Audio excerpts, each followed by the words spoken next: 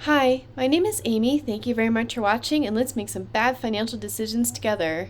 So, this is for entertainment purposes only, and please like and subscribe. I just saw someone on Reddit that had a question, and I would really love to answer them. So, they have a 100% VOO portfolio because simplicity is best. And now they're asking about Professor G's portfolio, the SCHD, and VOO combination, and asking, like, is it worth it? Like, why would we complicate things? Should I just stick with VOO? And for me, when I have questions like this, because different people have different theories, and if I'm not understanding 100% why, and just trying to gain understanding, back testing is your best friend. And I know that it is possible to overfit the model, but if you just take the same portfolios and you put them through different time periods where you understand like why that time period is acting the way that it is, it's really helpful to get you to the place where you're happy with the performance of your portfolio and making sure that you have, proper risk mitigation. Anyways, bear with me. We're going to be looking at a spreadsheet. So, from October 2011 to October 2024, if you had invested 100% of your $10,000 in VOO, you would have $61,000. And I'm pretty sure everyone, like with a 15% average over that time period, you would be pretty happy with that. But if you had done 100% triple Q, you would have $99,000, which is a $30,000 difference. So, and I'm not saying to go 100% into either VOO or triple Q, but this is just what we're working with here. So then I tried a few other combinations of portfolios with testful.io.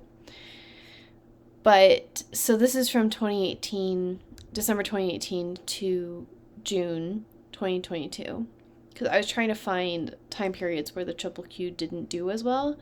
But in this time period, we had the same results. Where if you had put your $10,000 into VOO, you would have $15,000. And if you did it on the triple Q, you'd have $18,000. So then I was trying to find another time period, and this one's more recent. It's from July 2024 to August 2024.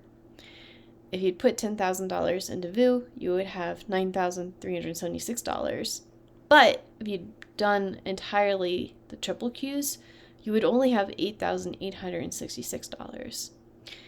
And the reason why there's a difference between this time period and this time period, it's not the fact that it is, this is 1 month and this is over a couple of years. It's because during this time period, it was the financial sector that disappointed us versus here, which it was the technology sector. And if you're comparing specifically financial sector versus the triple Qs exclude the financial sector. So that's why there was, the underperformance with the S&P 500 here and the underperformance of the tech-heavy triple Qs over here. So then it does become, and also notice that even though VOO is doing better than triple Q, it's not doing better than the 3-fund portfolio that Professor G recommends, or a 50-50 split between SCHD and SCHD, or a 60-40 split. So, as some people were suggesting, like, you could just get rid of VOO because there's just so much overlap with the S&P 500 with these. So, I don't think that there was any instance here where you would be worse off having a 60-40 portfolio versus VOO, or even worse off with the 3-fund portfolio.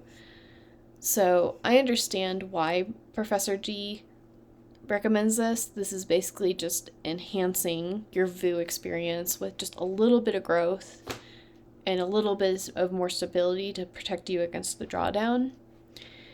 And your results aren't going to be that dramatically different, but they are like noticeable.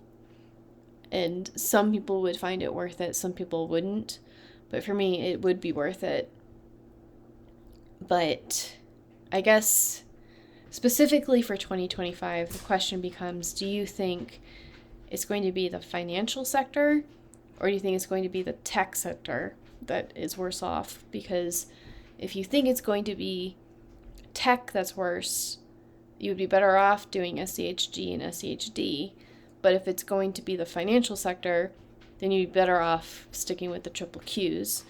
Or, and hear me out, if the tech sector is going to be bad next year, maybe buy into triple Q next year, because once in the long term, technology is going to win because of the economies of scale, and there's always going to be new innovations. So it might not be the same composite of companies all the time, but I personally believe that the technology sector has not run its course. It will always be prominent in whatever stock market we have.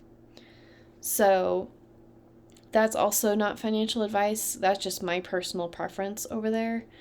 So you can choose, you can take, you can use testful.io to test what percentages, because it could be 70-30, it could be 80-20, it could be 40-60. It's just up to you and your preferences and your risk tolerance, because I have different risk tolerance than you do, and the stock market does not reward being too risky.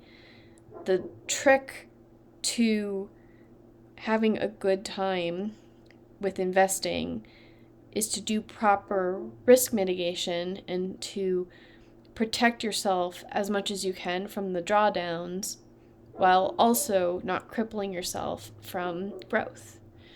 So that's my 2 cents on this, and that's why this has become the suggestion. And it's also why I'm probably going to switch over to a 60-40 SCHD and QQQ. Not today specifically, but I will be thinking about that now, that because for me, like, sure, over time, in a decade, you might have $10,000 less than if you had just gone into 100% to triple Q. However, your max drawdown was only 29% versus 35%. And when you draw down, it's like, if you draw down 50%, with compounding, it's not, you go up 50% and you are even. You have to go up like 51 or 52, 53. I don't know the exact percent, but it is more than 50% to get back in the green. So, like, why make yourself and your portfolio work harder than it has to in order to make profit?